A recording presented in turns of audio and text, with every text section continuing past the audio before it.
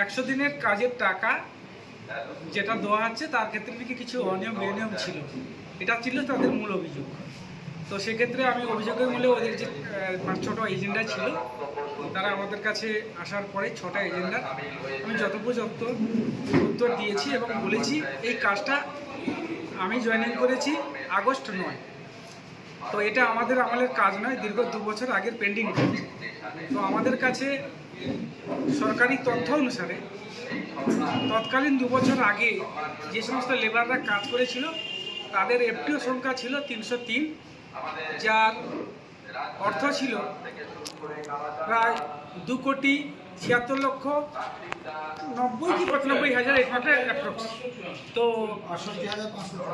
সেই টাকাটা আমাদেরকে দিয়েছিল বিডিও অফিস থেকে তথ্য করতে যে এই প্রাপকদের টাকা রাজ্য সরকার দিতে চায়।